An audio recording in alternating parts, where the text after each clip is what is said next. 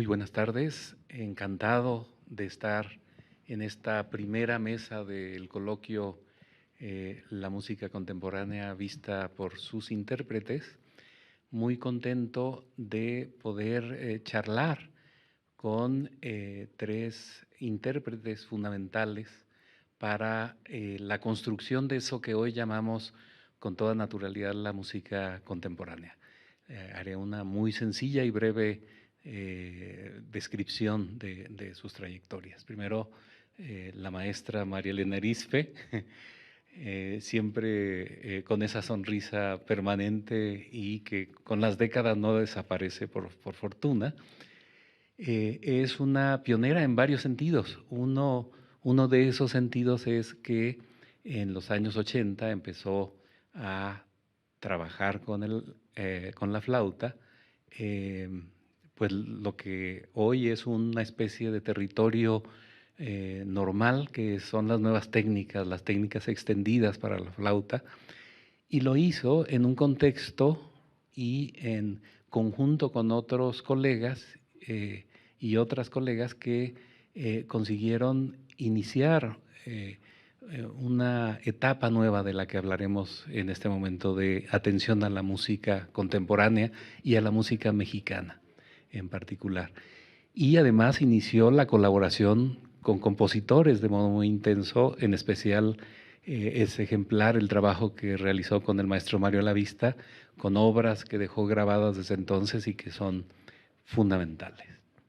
Luego el maestro Fernando Lozano, un director de orquesta, maestro, gestor cultural, promotor de iniciativas múltiples desde los años 70, que cuando uno ve, digamos, los repertorios orquestales mexicanos y uno piensa cómo se ha grabado la música en México, cómo se ha promovido, pues es un referente fundamental de rescate de muchos autores, de primeras grabaciones, de músicos como Manuel Enríquez, pero también de músicos de la ópera mexicana del siglo XIX. En fin, ha sido una devoción realmente notable por la música mexicana.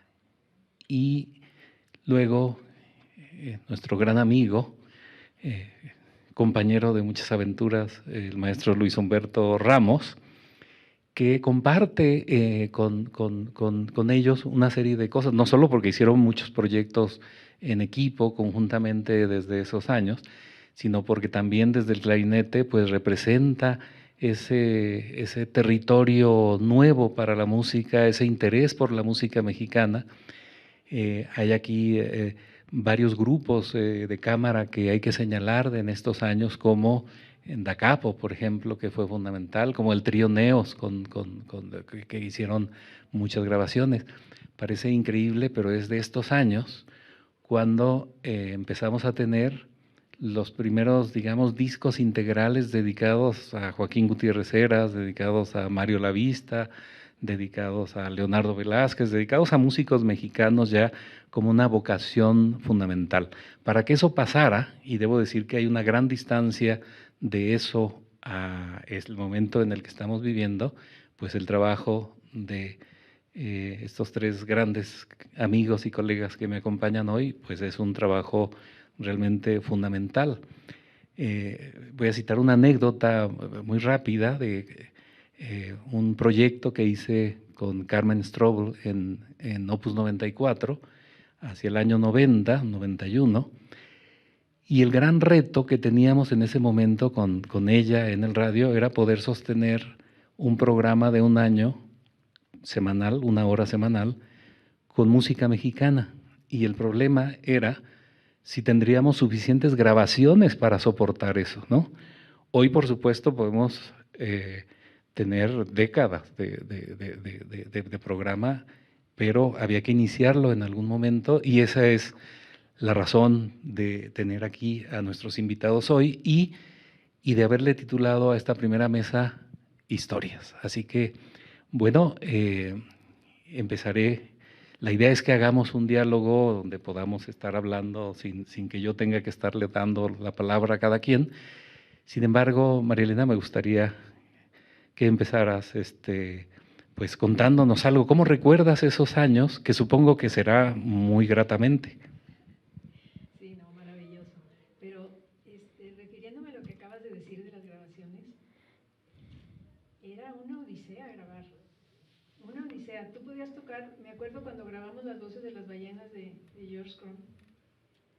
Esa obra la habíamos tocado por todos lados con Da Capo. La teníamos así, de esas obras que se te meten en la piel. De hecho, la habíamos tocado frente a Crumb, y a Crumb le había encantado y todo. La grabamos aquí en México, felices. Oye, que vamos oyendo lo que resultó. No, lo acabo de escuchar hace poco. Yo realmente lo descarté porque dije, ¿qué es esto, no? Pero lo acabo de escuchar hace poco con Daniel, mi hijo, que es ingeniero de sonido, y le dije, oye, a ver si puedes rescatar esto, que la verdad fue una grabación súper histórica que hicimos hace mucho tiempo. Y nos carcajeábamos los dos, o sea, no, es una cosa de terror. Y también refiriéndome a eso, una vez hice un disco para el CREA, las Juventudes Mexicanas, no sé qué, y antes de que saliera el disco, la noche anterior, me habla el que estaba encargado, que no se había tomado ni la molestia de ver que se estaba grabando ni nada, pero me habla a las 2 de la mañana preocupadísimo. Me dice, María Elena, me dice, está horrible el disco, salió horrible. Entonces le digo, bueno, te veo ahí temprano en la mañana, porque era la presentación con todas las grandes autoridades, ¿no? Y ya llego y lo escucho, y ese estaba bien, pero le digo, así es. Me dice, está horrible. Así es. Así que sí, les cuento, fue una odisea. Así cantan las ballenas. Así cantan las ballenas. No, ese era con música de Mario y de Antonio Rusek, y que Rusek colaboró mucho, por eso salió mejor, pero en esa época pasar la grabación al acetato, ahí se podía echar a perder todo, y se echaba a perder todo. Aparte grabábamos en unos estudios chiquititos, los hermanos eran Zavala, ¿verdad? Unos estudios chiquititos, cerrados, todos con alfombra. No. Pero bueno, sí, fue toda una odisea. Ya nada más para acabar con lo de las grabaciones, yo las que tengo que más me gustan, ni siquiera están en CD, fueron grabaciones que hice en Suecia, en Italia, en donde llegabas y hacías una grabación para el radio y grababas en una como catedral de madera, una cosa así maravillosa. Y bueno, todo sin ediciones ni nada. Pero bueno, nomás quería comentar eso, que sí fue todo. Ahorita aquí está Alejandro Square, que graba muchísimo, y para él es como si nada hubiera pasado antes de eso, pero quiero contarte que fue un camino muy empedrado y muy tortuoso. Pero bueno, ahí están las grabaciones, y qué bueno que todo se hizo, y que ahora es como si nada hubiera pasado antes, ¿no? Que esos territorios también los recorrió usted, maestro, con grabaciones y con orquesta, que es... Sí, bueno, estamos hablando de varias épocas, ¿no? Esto que tú estás hablando... Es ancestral. Es ancestral, es ancestral. Y los 70. Cuando hablas de que fuiste a Suecia, Londres, etcétera, ibas tocando la flauta, ¿no? Claro. Sí, pero tocando la flauta y además organizando cosas como siempre, porque no parabas, ¿no? Sí, y luego, bueno, nacieron los cassettes que ya no existen, y los discos compactos, y ahora tienen sus aparatos en la casa, y aprietan un botón y oyen a la Filarmónica de Berlín, o a la de Londres, a la música contemporánea o lo que sea, con un aparatito que tienen ahí. Ya, yo tengo muchos discos compactos, ya no sirven. Sí. Nadie los usa. Yo los regalo, pero los guardan en la casa, los tiran o hacen algo así. Y bueno, las grabaciones ahí están, que es lo que vale y lo que cuenta, ¿no? Que es lo importante, sí, exactamente. Sí, bueno, y No, hay muchas buenas, perdón, y hay muchas buenas, sí. sí, no, y se pueden transmitir esto por los sistemas actuales modernos y la gente puede tener esa música en su casa apretando un botón. Nada más hay que facilitar los medios y facilitar las grabaciones para que eso suceda. Y organizar la información, organizar las grabaciones para que sean accesibles, que sean todo. fácilmente encontrables, digamos, ¿no? Así es, sí. Sí. Luis Humberto, y tú empezaste, ¿de cuándo es tu primera grabación? Siguiendo Sí. con ese tema, yo tuve ya mejor suerte que Marilena, pero Es mucho más joven. no creo, Marilena, o al menos no es lo que, como nos vemos, a ver, ¿quién es la más joven de aquí? Pero bueno, tuve más suerte porque mi primera grabación fue en el Palacio de Bellas Artes. Ah, bueno. Uh-huh. Y fue cuando Zenidim inició una serie de discos que no sé por qué paró.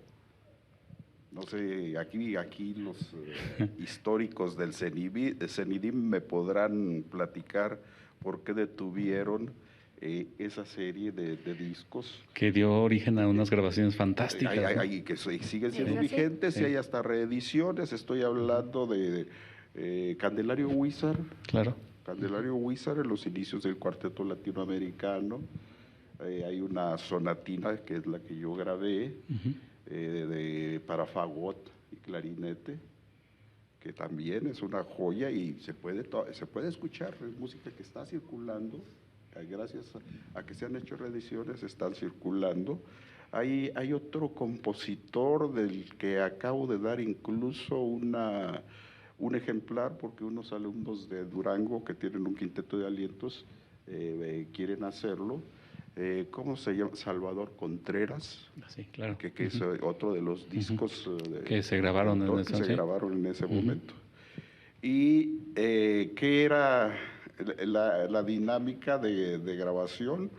Pues lo más interesante para mí en una grabación, aparte de poderla tocar bien, es la edición. Y en aquellos tiempos era fabuloso, ahí que era como manejar. Había que usar tijeras y pegamento, ¿no? La enorme cosota que tenían era como manejar un tractor, hasta llegar en el punto exacto. Lo hizo Humberto Terán, ¿no? Era Humberto Terán. Y era ya Humberto Terán. Que ya era el gran Humberto Terán. Ahí sí, ya mucho. Esa serie ya, es que ya estás hablando, tú ya te fuiste a otra época. Es que yo ahí es donde inicié mis grabaciones yo solo. Pero es en los 80, Sí, y aquí podemos irnos más atrás, pero ahí ya ese es otro capítulo y muy, muy grande, que creo que al maestro Lozano nos lo platicaría. Y ahorita, porque él ya lo que empezó a hacer desde el 78 más o menos con Filarmónica de la Ciudad, bueno, pues ahí es nivel ya mundial. Sí. Ahí ya estamos hablando de nivel mundial y las grabaciones las encuentras en el Louvre, las encuentras en tiendas no nada más de México, sino de Europa, y ya en reediciones de disco compacto, antes eran acetatos. Y bueno, pues ese es un gran capítulo que le corresponde más aquí al maestro reseñarnos. Pero mi participación en mi primera grabación, yo me acuerdo mucho, que fue lo de Candelario Huízar, sí. Esa sonatina, y después con otro proyecto también auspiciado por las gestiones del maestro Lozano y dirigido por él, que era, que no sé cómo convenció al Liste, que le diera un montonal de dinero para hacer éramos cuatro ensambles de cámara, 2 quintetos de aliento, 2 quintetos de metales, y que hicimos recorrido por todo el país. No está registrado, nada registrábamos, o sea, nada filmamos, nada guardamos, pero era viajar hasta por la selva, hasta en canoas y llegar allá lo más recóndito de Campeche, de Tabasco, porque también ese es otro también capítulo que pues el maestro es al que le correspondería. Bueno, yo le puedo compartir mis recuerdos, pero él fue el que propició esto. Entonces, se hizo mi quinteto, pues yo insistí como una cuestión nostálgica que se llamara Anastasio Flores, que fue mi profesor de clarinete y que fue el profesor más... Perdón, Luis Humberto, ¿podrías...? Que fue el profesor más reconocido pues desde la última mitad alrededor del 50, 60, yo estuve ahí con él hasta como el 70, ya se retiró. Entonces se hizo ese grupo y ese quinteto, con ese quinteto después grabamos lo que fue las dos piezas dodecafónicas, creo que se llaman, de Salvador Contreras. Y llegamos, todavía éramos demasiado inocentes para lo que significaba grabar. Las grabaciones, a partir de de algunas malas experiencias mías, de las que yo soy el culpable, porque llegamos a hacer la grabación según eso, y además con otra extraordinaria amiga coordinando eso, Leonora Saavedra, que también debe de estar su espíritu presente aquí. Claro. Miembro del Cuarteto da Capo, sin duda, sí. Leonora, cuanto menos, su espíritu está aquí, debe de estar aquí. Sí. Está muy lejos, pero ella fue la que coordinaba ese proyecto, esa grabación. Llegamos muy mal preparados, nos sentamos, empezamos a grabar, empiezo a escuchar eso y no es posible. Lo siento, vamos a cancelar la grabación, la posponemos y nos preparamos bien. Que era toda una dinámica también de ver cómo se llegaba al estudio de grabación, que era un reto distinto, ¿no? Maestro, creo que usted quería agregar algo, en algún momento vi... Bueno, para empezar no había estudios de grabación. Bueno, sí. Grabábamos en donde se podía, ¿no? Y lo que pasa es que lo que está haciendo alusión el maestro Luis Humberto es a una época con la Filarmónica de la Ciudad de México, en donde yo me enfrenté a una decisión, porque me ofrecieron y logramos que a esa orquesta se le pagara muy bien, sus salarios superiores a todas las orquestas. Internacionales, salarios internacionales. Sí. Entonces, les dije a mis patrocinadores, a ver, ¿qué vamos a hacer? Ofrecemos estas plazas, se van a salir los principales músicos de la Sinfónica Nacional, de la Orquesta de la Ópera, de la Universidad, de la de Guanajuato, etcétera, para venirse para acá porque estamos pagando más, ¿no? O recurrimos a los músicos extranjeros. Y la instrucción que me dieron, me dijeron, no toque a las orquestas mexicanas, traiga a los músicos de donde sea. Y se hizo una orquesta de un 80% de extranjeros. Tú fuiste de los pocos mexicanos. Sí, no, yo tenía la banderita. Del 20%. Sí, bueno, porque Luis Humberto tenía ampliamente el nivel para tocar con estos músicos, ¿no? Y entonces se hizo... tenía cara de extranjero, además. Cara de extranjero. No, sobre todo. Te recuerdo una anécdota de eso y del ser mexicano, de que en uno de nuestros conciertos, en nuestras giras tremendas que hacíamos, muy importantes, estuvimos en Luxemburgo y ahí fue el concierto. Y estaba la gran duquesa de Luxemburgo en su palco, escuchando el concierto. Y al final dijo, sí, pero ¿dónde están los mexicanos? Sí. Y entonces pues recurren a mí, que en ese tiempo pues mi aspecto no era tan decoroso. Yo en ese tiempo tenía una barba aquí, pelo hasta acá, y yo andaba así en la plena hipiosidad. Y me llevan a saludar a la gran duquesa de Luxemburgo. Sí, pues había que salvar el honor patrio. El honor patrio. Bueno, y con esa orquesta hicimos giras enormes.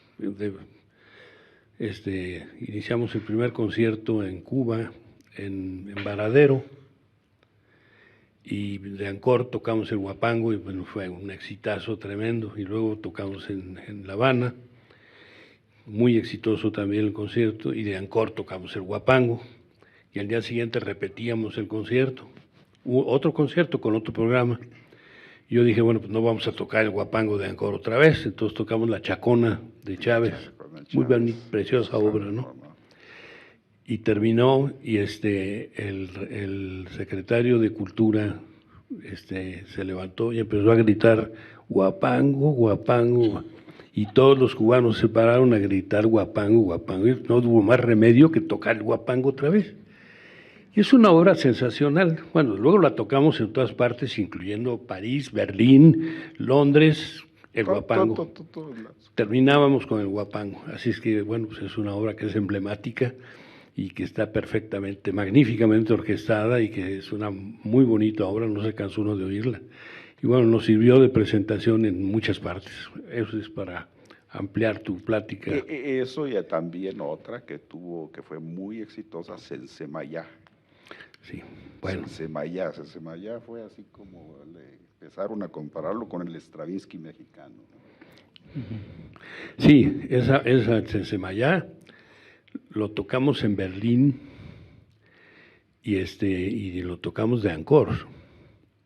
No, lo tocamos para empezar el concierto. Y entonces salió una crítica en la prensa de un crítico terrible alemán que escribía en el Berliner Post, ¿no? Diciendo, pues nos anunciaron que iba a venir una orquesta sinfónica a tocar a donde toca la mejor orquesta del mundo, que es la Filarmónica de Berlín, y van a tocar ahí. ¿Cómo se atreven estos que vienen de un país donde los señores andan a caballo, robándose a las mujeres? Ese era el concepto que tenían de México, ¿no? Es que decidimos no ir, y ya.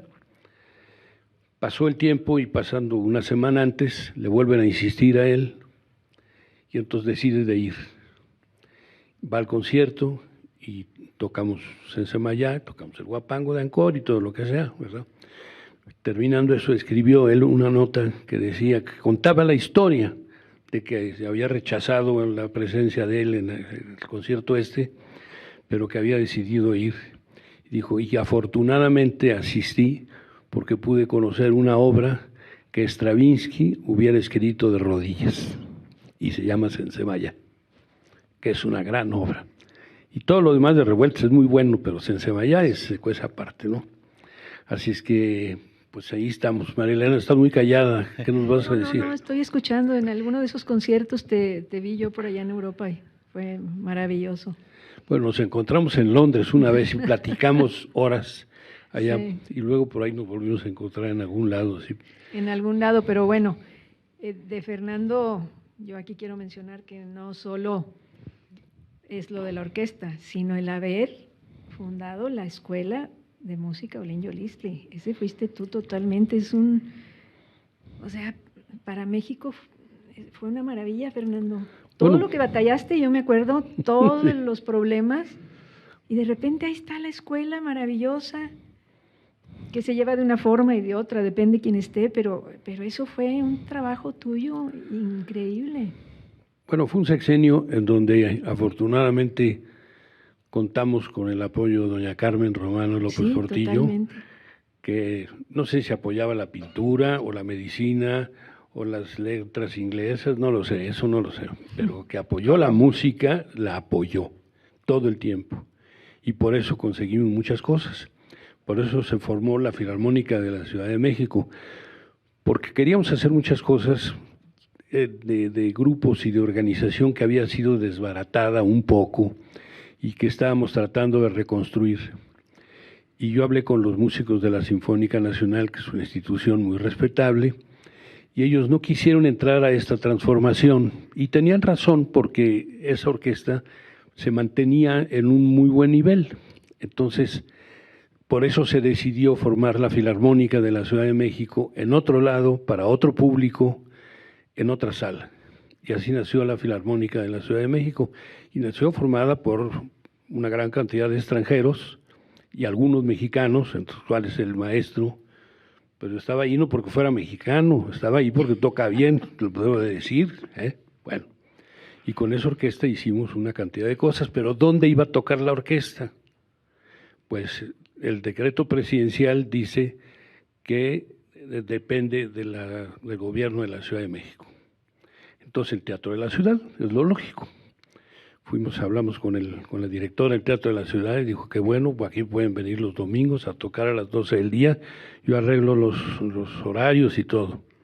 ¿Y dónde vamos a ensayar? Pues sí, no sé dónde van a ensayar, porque aquí todos los días hay una actividad y ensayan en la mañana y tocan en la noche, y ensayan en la mañana y cantan en la noche, y así es, no los puedo quitar. Bueno, entonces un primo mío me dijo, oye, pues ahí está una sala de cine de los niños. Pirámide. El Imán Pirámide. Sí. Pirámide. Pero está prohibido que se use para otras películas que no sean de niños, entonces pues, se pasan puras películas de niños, por lo tanto, lunes, martes, miércoles, jueves y viernes, no hay nadie, porque los niños están haciendo su tarea. El sábado en la mañana hay concierto, sábado en la tarde hay concierto, el domingo en la mañana hay concierto, y no vuelve a haber concierto, y el lugar está vacío. Lo pedimos prestado, nos dijeron que sí, nos abrieron las puertas, luego pedimos permiso para meter los instrumentos, luego pedimos permiso para hacer una oficina, luego pedimos permiso para hacer una sala de ensayos, luego pedimos permiso, hasta que ya sin permiso nos quedamos con todo. Y entonces, decidimos de hacer esa escuela porque no queríamos tocar la estructura del Conservatorio Nacional de Música ni de la Escuela Superior de Música, que son escuelas de mucha tradición, de mucho tiempo y que tenían sus aciertos y sus desaciertos como todo mundo, pero no había que tocarlas. Entonces hicimos la Escuela Vida y Movimiento, que es de la que estás mencionando. Ahí dábamos clases. Ahí sí, bueno, pues entonces... Me tocó, y aquí interrumpiéndote, como ser su director, ya en otra, un poquito más adelante, fui su director como durante 5 o 6 años, y tuve el tino de contratar como maestro de la clase de dirección al maestro Lozano. Entonces a mí me tocó contratarlo.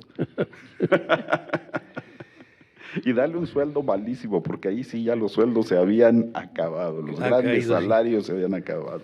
Bueno, siempre me ha interesado a mí el enseñar. Yo digo que no solamente es una cuestión de gusto, es una cuestión de obligación.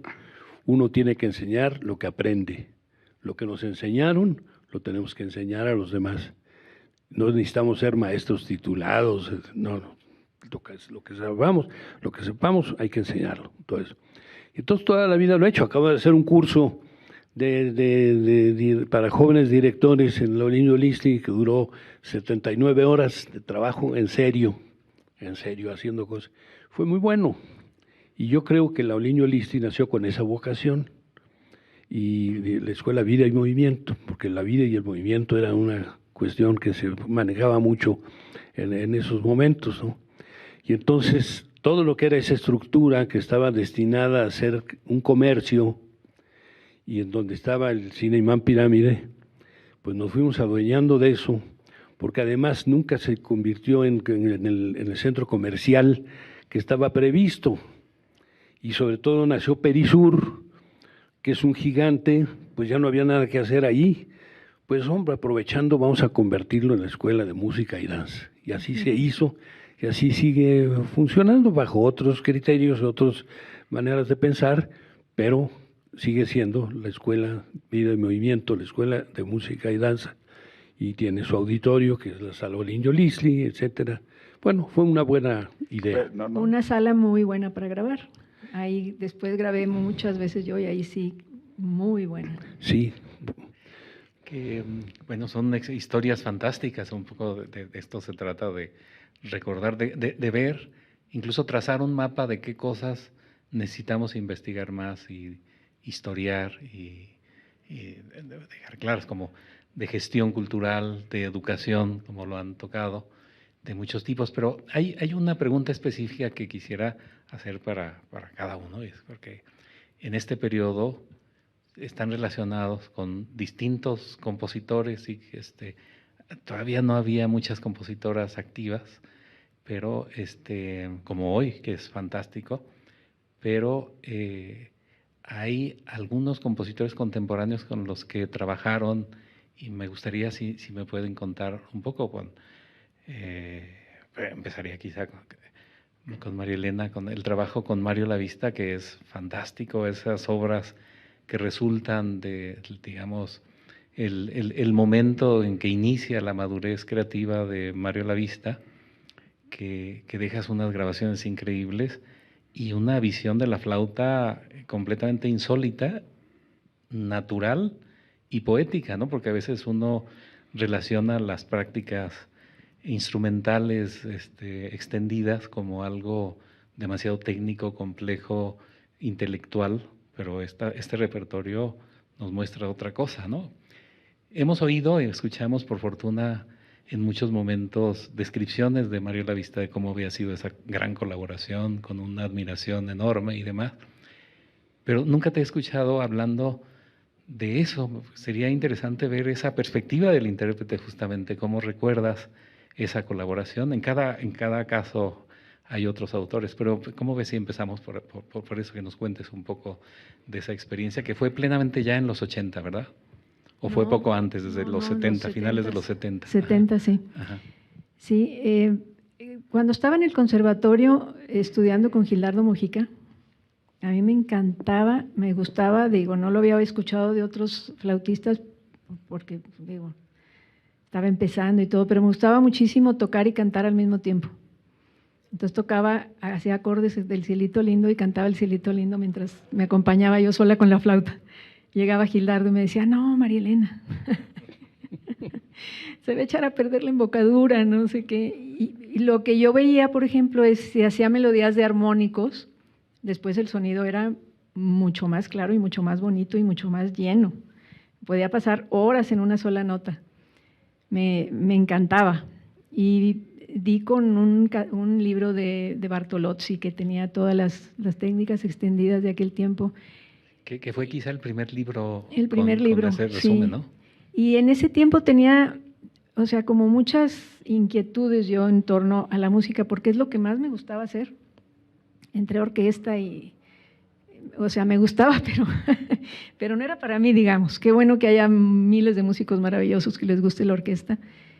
A mí me gustaba la música contemporánea, me encantaba y me fascinaba tocar Mozart y Bach y eran súper necesarios para poder tocar lo otro. Pero era yo siento que una vocación así innata, ¿no? Me la pasaba jugando con la flauta y todo. Entonces, cuando conocí a Mario y yo nos conocimos en el conservatorio en 1972 o 73. Ya ni quiero decir porque van a decir, híjole, que aquí ya está. No, como en 73. Nos topamos en un pasillo y me acuerdo que lo noté, me llamó la atención y él se paró enfrente de mí, me dio una sonrisa de esas iluminadas de Mario, que fue así como el conejito de Alicia en el País de las Maravillas, que siempre va rápido, rápido y como flotando y siempre tarde a todos lados. Ese era Mario. Y ahí nos conocimos y al poco tiempo platicamos y daba la casualidad de que a los dos nos encantaba John Cage, a los dos nos encantaba Borges, a los dos nos encantaba Klee, o sea, teníamos demasiadas afinidades. Y a mí un músico que me fascinaba, tenía mis dos áreas en la música, todo me encantaba, pero tenía mis dos áreas, que era la música medieval, me encantaba el Ars Nova francés, y como exponente Guillaume de Machaut, que era así, hasta yo decía que era Peronel de Armentières, la novia de Machaut, imagínate. Y me encantaba la música contemporánea. De 18 años. Y resulta que casi nadie sabía quién era Machaut en aquel entonces, y Mario sí. Entonces, planeamos hacer la misa de Machaut, planeamos hacer mil cosas, y empezó una relación, fue como asomarse a una ventana llena de sol, la verdad. Y ahora cuando me preguntan, bueno, ¿y por qué dejaste a Mario si Mario y tú siempre siguieron como llevando esa relación y esa parte íntima, esa parte pues muy especial, como de almas gemelas, ¿no? Y yo les digo, pues no nos dejamos, los dos volamos por esa ventana llena de sol, cada quien se fue por ahí, pero de veras fue como una ventana llena de sol. Otra de las afinidades es que Mario era súper desvelado y yo también. Entonces la mejor hora creativa de Mario empezaba a la 1 de la mañana, digamos. Por ejemplo, Canto del Alba. Yo siempre digo que la compuso al alba, que era su momento más especial creativo. Y contaba con la flautista ahí al lado, que también era su momento creativo. Estábamos despiertos, entonces recuerdo, por ejemplo, la creación de Canto del Alba como si fuera ayer. O sea, aprendí a tocarla a medida que Mario la iba componiendo. Nunca usé la partitura, nunca. Ya después hicimos como una transcripción y todo, pero fue una obra que se fue como metiendo en mi piel. Es una obra muy flautística, que es, al trabajarla con un flautista, no haces cosas antiflautísticas, que a la mera hora no resultan. Y todos esos sonidos o técnicas extendidas, porque no era, en esa época de repente te llegaban obras y parecían catálogos de efectos. O sea, era muy técnico. Yo decía, ¿dónde está el alma de esta obra? Aquí la gran virtud de Mario es usar todas estas técnicas extendidas con una musicalidad. O sea, estas técnicas están al servicio de la música y no al revés. La música al servicio de las técnicas, ¿no? Todo está integrado de una forma tan sutil que ya ni siquiera notas que son sonoridades extrañas o algo así, ¿no? Entonces, esa obra la estrené, la trabajamos mucho. O sea, lo que era el alba, lo que era el poema, el epígrafe que Mario le dio después de hacer la obra. Y el día que la estrené, pues era como yo, como algo, era como mi alma. Era tu obra además también. No, pues te digo, no estás tocando, ahora oigo muchas versiones de Canto del Alba, de repente de Lamento y todo, y a veces como que no respiran los músicos, me encantaría poder ir y decirle, respira, por favor. O sea, como que no respiran, como que es un poco técnico, es muy distinto, por ejemplo, en el Lamento. Uy, ando bien ronca, pero bueno, ya les iba a cantar. O sea, como que oyes así nada más, falta las notas enlutadas. Esa dulzura de las notas enlutadas no la escucho. O sea, muy bonito, interpretaciones increíbles con gente maravillosa que toca increíble, pero ¿dónde está esa parte enlutada? En Canto del Alba, ¿dónde está esa alba, esa luminosidad que surge de la oscuridad? No la escucho. Si me permites, está en tu interior. Por eso, Tú yo la pregunto, tienes. ¿dónde está? Porque no. Sí, pero porque te pertenece a ti, la tienes tú.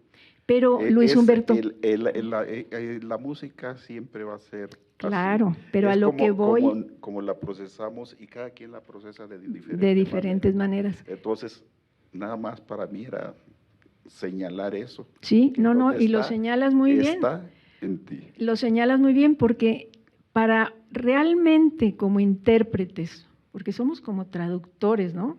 O sea, un intérprete, estás traduciendo como si alguien estuviera diciendo un poema maravilloso en francés y alguien te lo traduce al español literal y ya lo echó a perder porque así no es.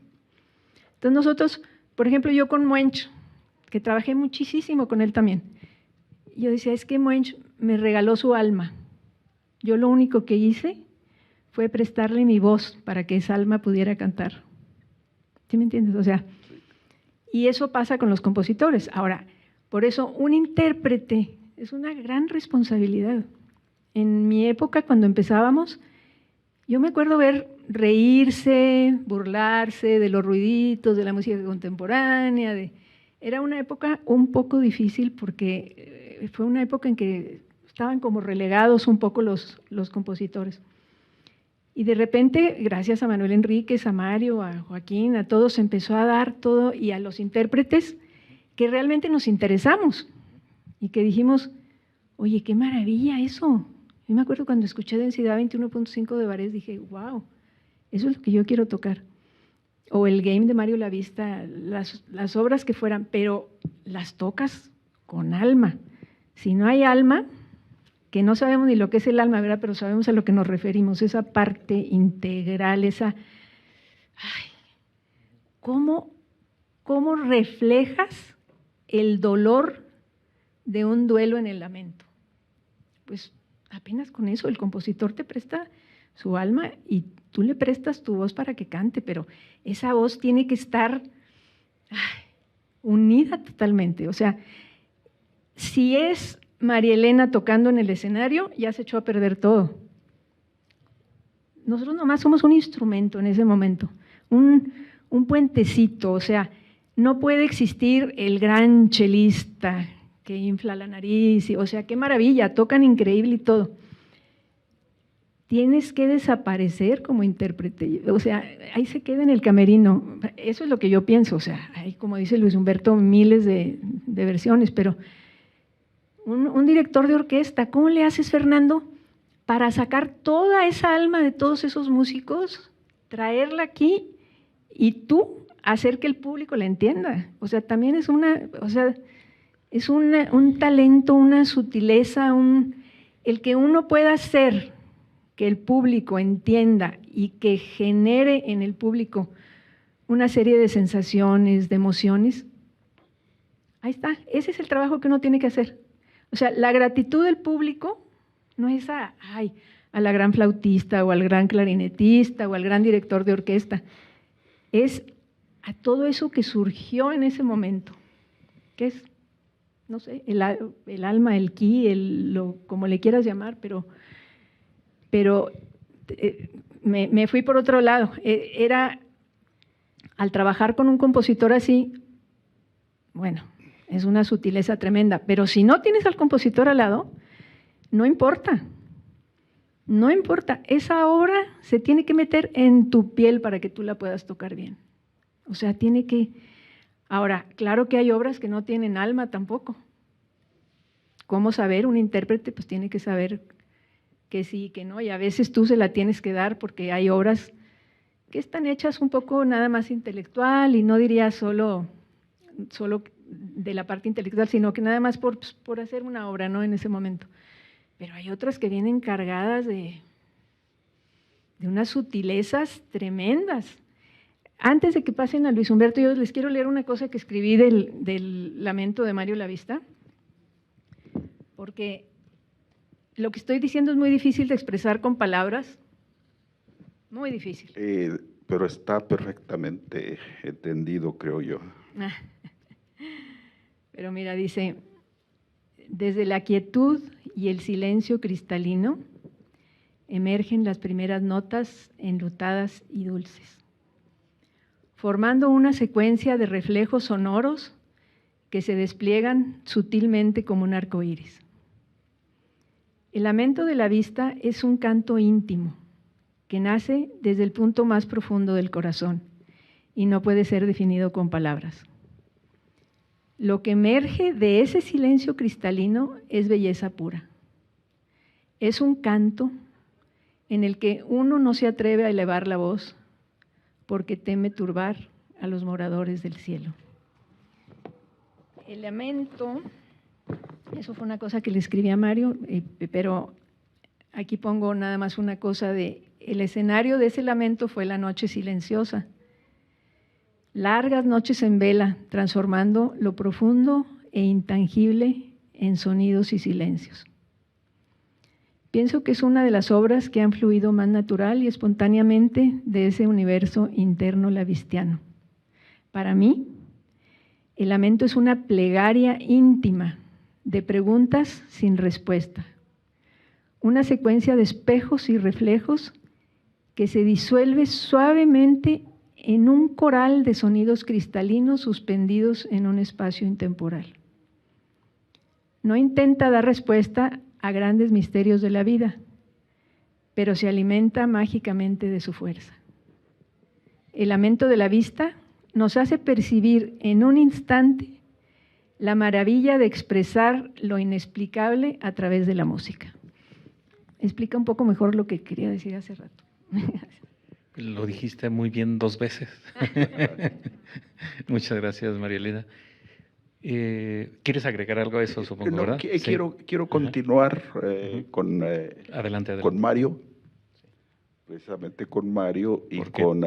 tú hiciste otro tanto trabajando con él. Yo hice, bueno, tuve la fortuna y eso, hay una persona que lo propició, que es María Elena. Pero no a las 3 de la mañana, ¿verdad? No. Yo nunca, en ese tiempo yo no dormía. No dormía, no sabía, bueno, o sí dormía, pero no sabía dónde amanecía. No, la juventud fue divertida y fue productiva, y ese es otro tema. Lo que estamos hablando aquí puede ser inacabable, verdaderamente inacabable. ¿Por qué? Porque hay un monumento de conocimiento y de actividad en el maestro Lozano. Hay una pionera, que yo así la considero, la pionera de la música contemporánea y la interpretación en María Elena. Y pues yo he sido alguien nadando por todo lo que se me ha antojado. Tuve la fortuna de poderme conducir de esa manera en mi vida personal y profesional.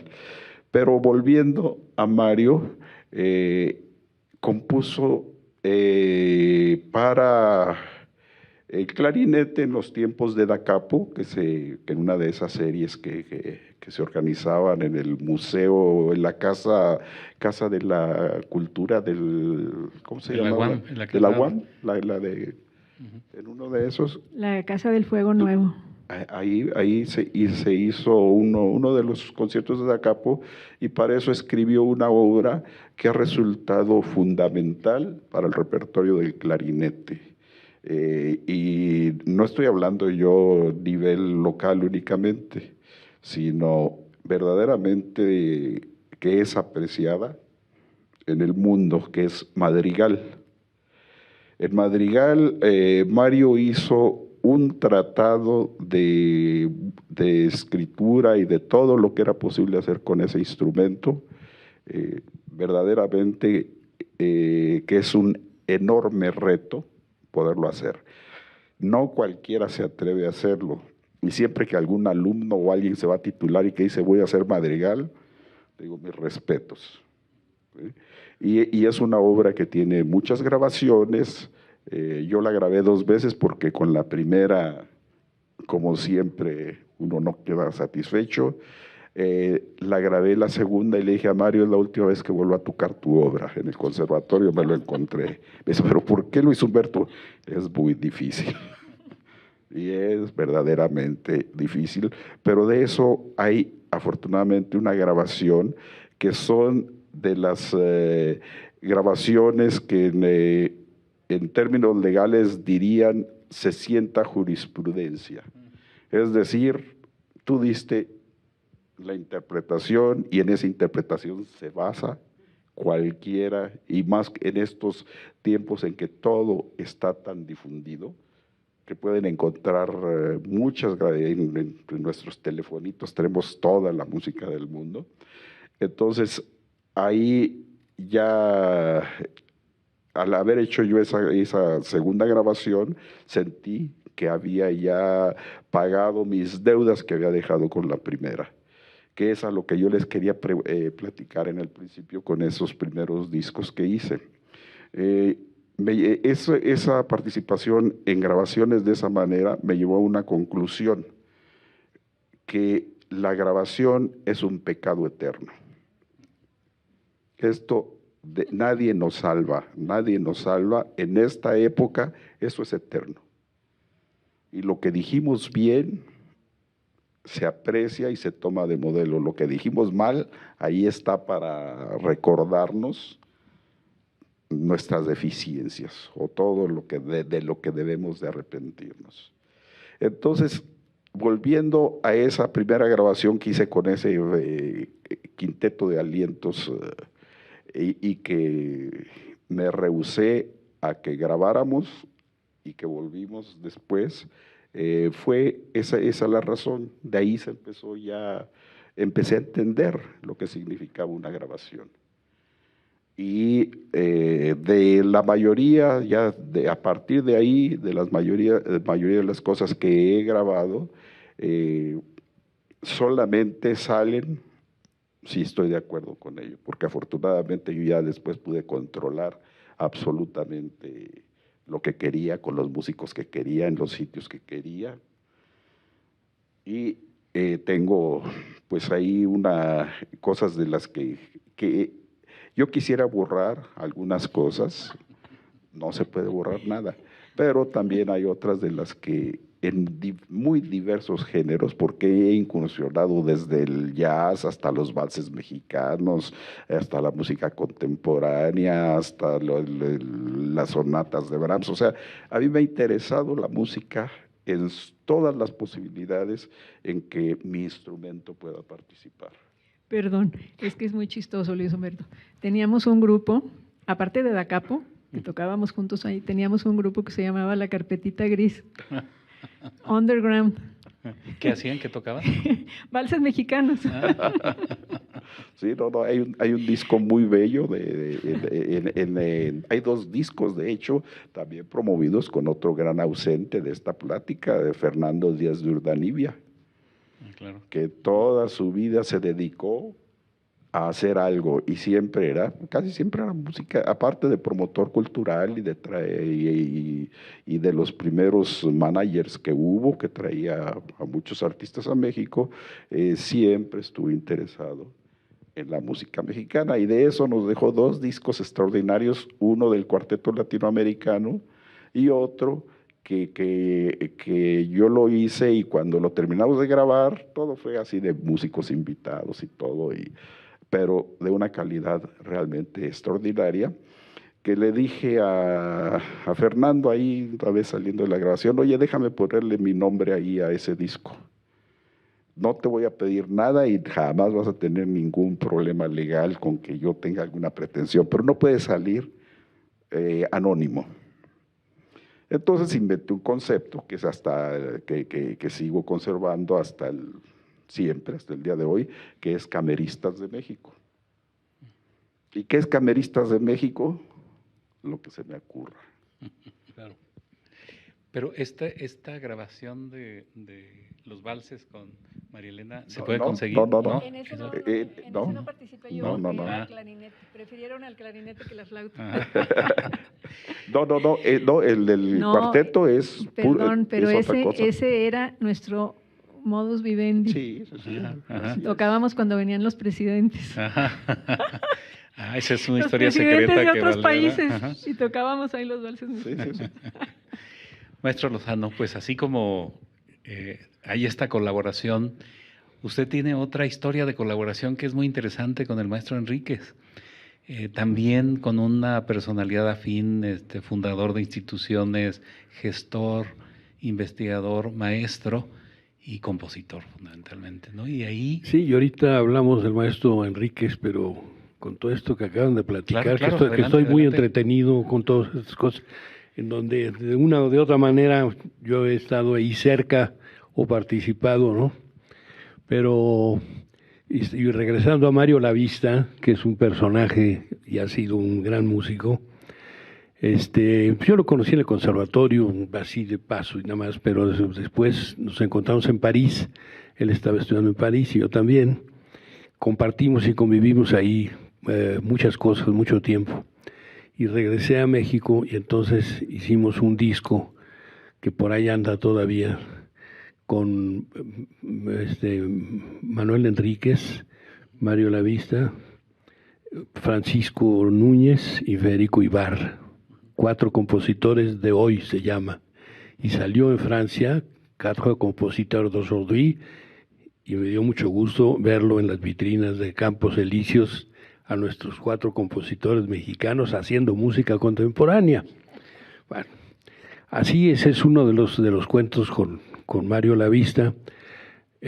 Cuando estuve en el conservatorio dije, vamos a hacer un concierto de música nueva, y entonces invité a Héctor Quintanar, a Mario Lavista por supuesto, a Francisco Núñez y alguien más, no recuerdo quién más, 4 compositores, Y entonces lo único que me dijo Mario Lavista, déjame que yo sea el último en el concierto. Bueno, pues está bien, lo hice. Hicieron toda clase de barrabasadas, porque como era hacer libre lo que quieran, con quien quieran, y ya, bueno, cosas horrendas, pero se hizo todo. Y llegó la obra de Mario Lavista, y entonces sacó 27 despertadores. Y puso los despertadores ahí, todos estaban, el auditorio estaba lleno, viendo todo lo que hacía.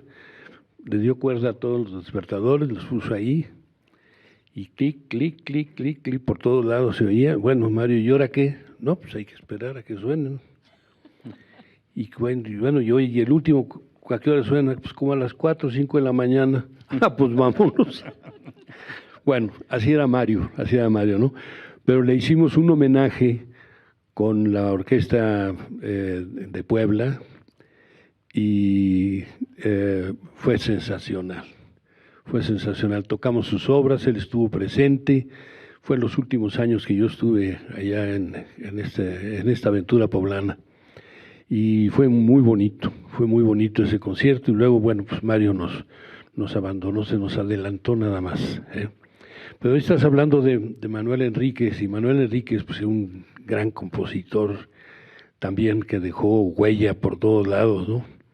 Y que enseñó y organizó y promovió, etcétera.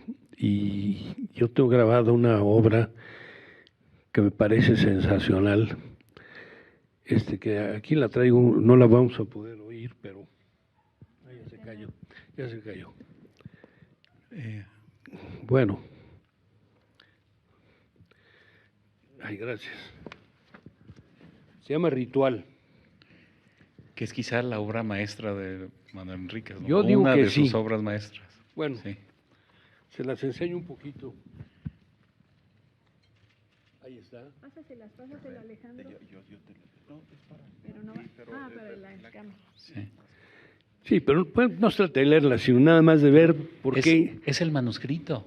Es el manuscrito, sí, es una fotocopia del manuscrito. Una fotocopia del manuscrito. Sí. El manuscrito, sí. Bueno, y hablando de los manuscritos, también ese tenemos que hacer otro de estos. Porque... Sí.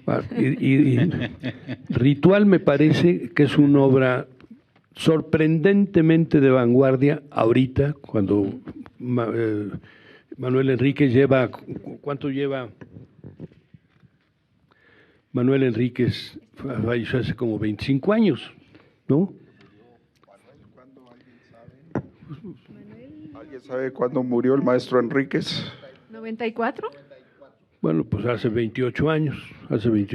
Y esa obra parece que la escribieron ayer. Uh-huh. Es una obra absolutamente contemporánea, con un lenguaje nuevo, con efectos nuevos, no se parece a nada, no está en ningún tono, no hay ningún dodecafonismo ahí metido, no hay escalas, no hay nada, es el sonido por sí mismo combinado con el tiempo y el sonido. ¿De qué año fue esta obra, maestro? Fue de las últimas obras de Manuel, y yo la estrené, y no sé si alguien más la ha tocado, pero yo la toqué varias veces, y es una obra muy buena, hay que hacerla con mucho cuidado, y tiene un efecto sensacional en el público si se hace bien, con convicción.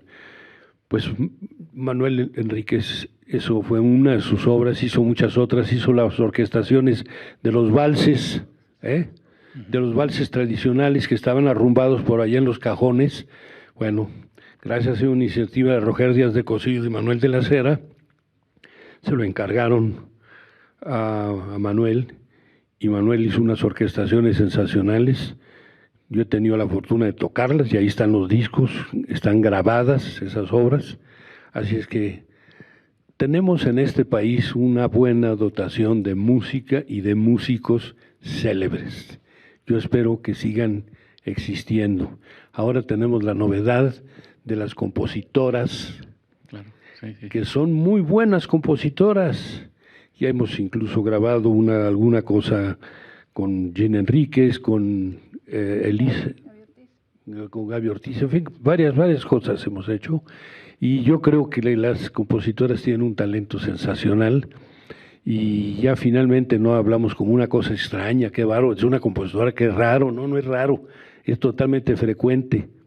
Acabamos de tener una obra de una ópera en donde cantó Enivia, que por ahí anda, no sé dónde, ya se fue porque tenía que dar clase, en Bellas Artes, y es una obra sensacional.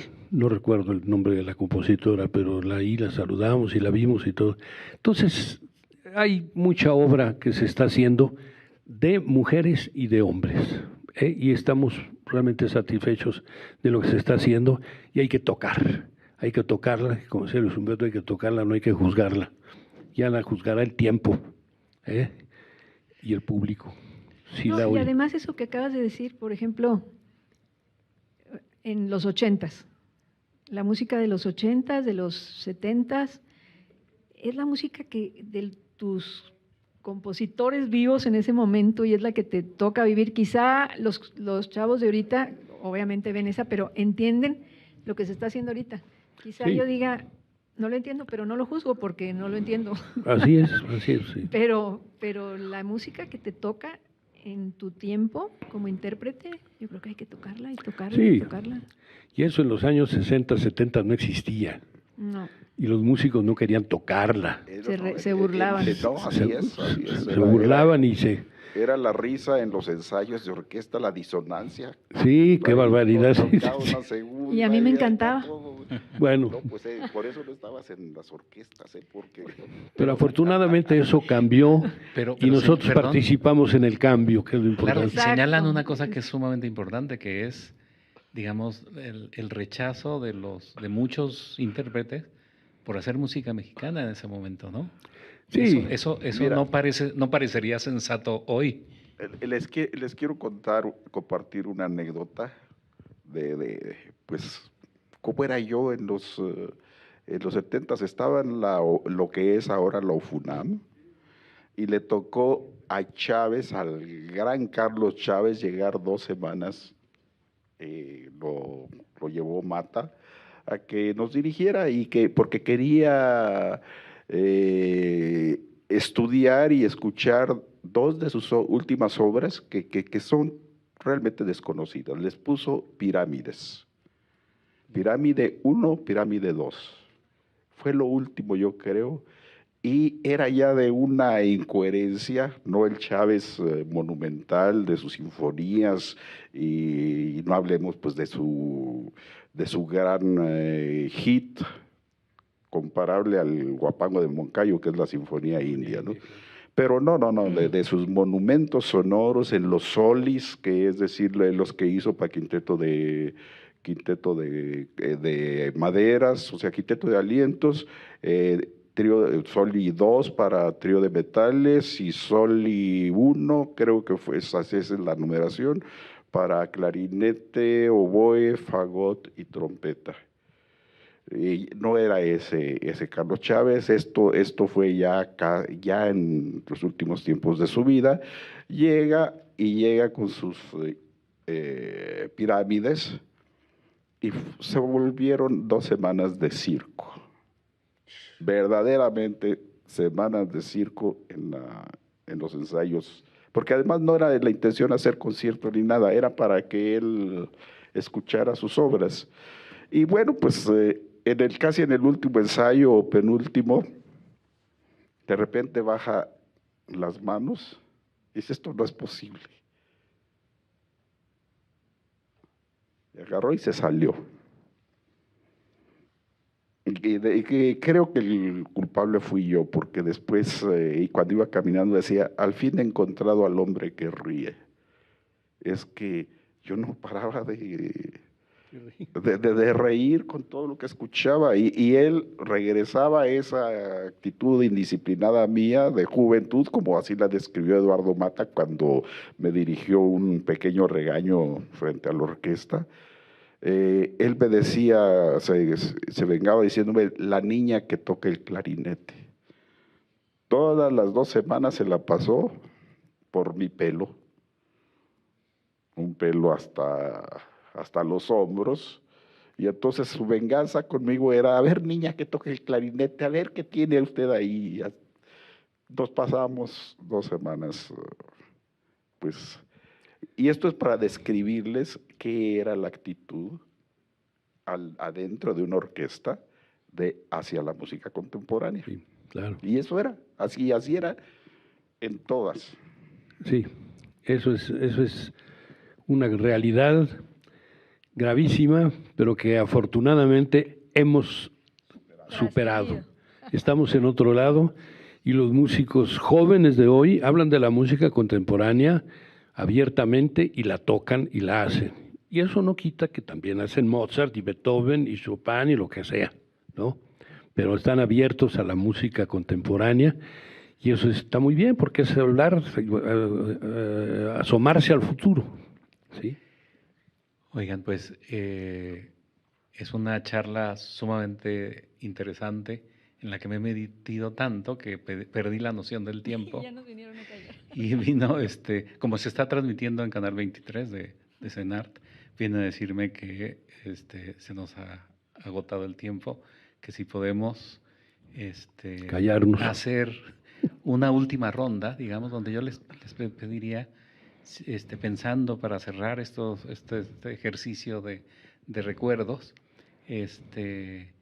que nos citaran brevemente cada quien una anécdota, una historia, algo que les haya venido a la memoria con esta conversación. ¿Podrían? ¿Quién quiere empezar? Adelante. Una muy pequeñita. Existe, esto es de Joaquín Gutiérrez Heras, de que una ocasión que tocamos el quinteto de Mozart con el cuarteto latinoamericano, que también es infaltable la mención al cuarteto latinoamericano, hicimos el quinteto de Mozart, ellos hicieron algunas otras cosas en la Carlos Chávez, y terminando el concierto, ahí estaba Joaquín, nos bajamos del escenario, los saludamos y me dice: Luis Humberto, les voy a escribir un quinteto. Y uno de los más grandes regalos que he recibido es ese maravilloso quinteto para clarinete y cuarteto de cuerdas. Una de las más geniales obras de Joaquín. Sin duda. Y Trópicos, que también la hizo conmigo. También la hizo conmigo, pero para mí Trópicos es bella y es un ambiente muy rico, pero el quinteto es fundamental. El quinteto es una obra de las obras que han trascendido México, como la ha trascendido Madrigal, y como también la ha trascendido una obra que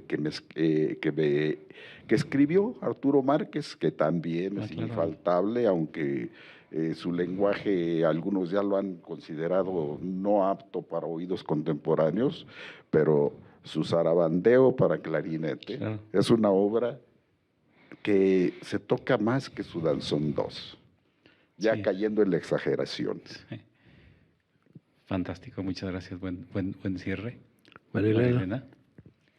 Bueno, yo como se trataba, creo que de los 80s, nos hemos ido por todos lados.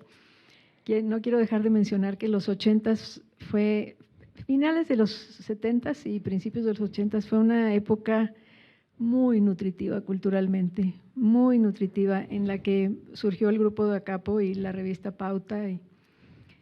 Y era un grupo de intelectuales y artistas que siempre íbamos a todo. O sea, exponía Vicente Rojo en el Museo de Arte Moderno y estaban los músicos, los actores, era una comunidad muy, ¿cómo te diré? Muy calientita, todos estábamos interesados en el trabajo de todos.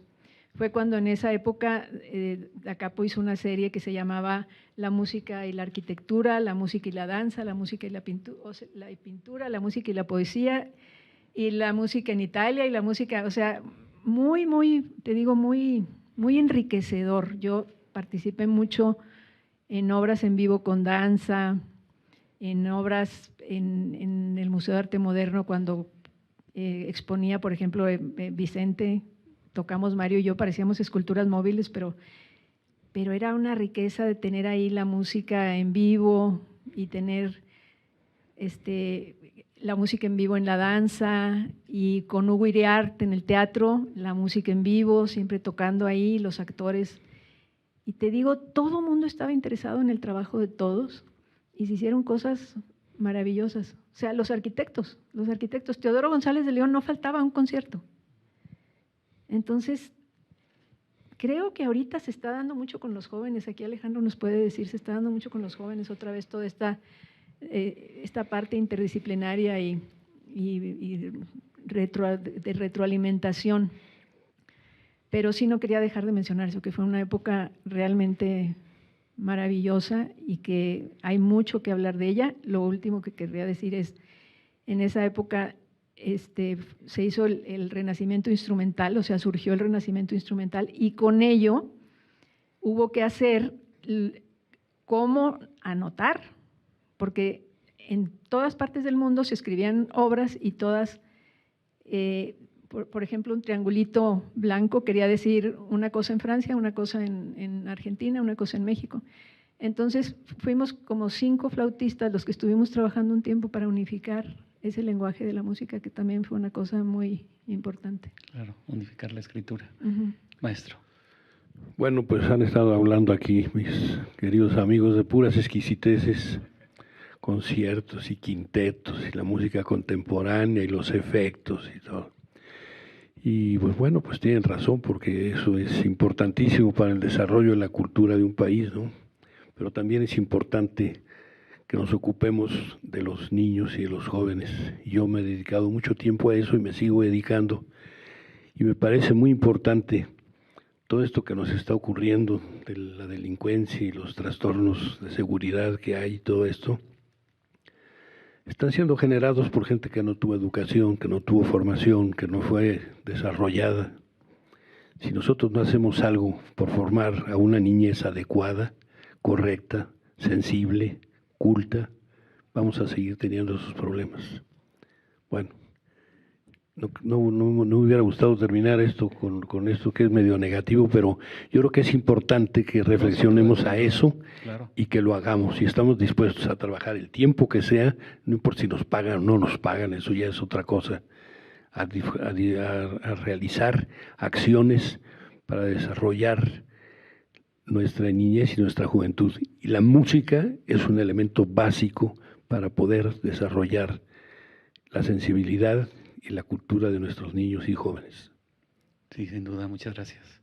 Pues muchas gracias por esta charla tan rica, que además la idea es generar estos materiales para que se sigan viendo en línea, que haya referencias a cosas. Nos han dado mucho material, no solo de conocimiento real de cosas, sino una especie de agenda de temas que será interesante seguir.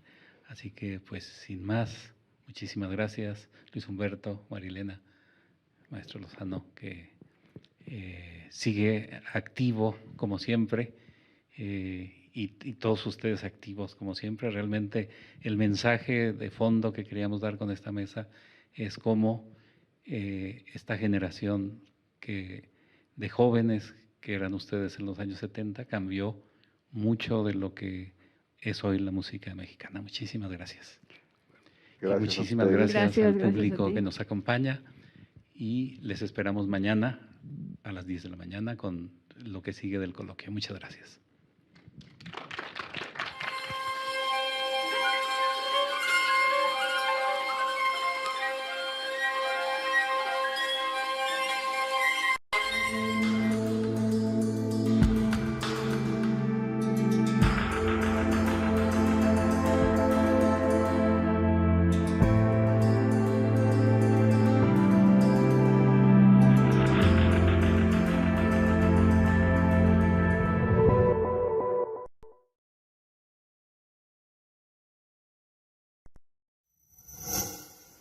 Gobierno de México.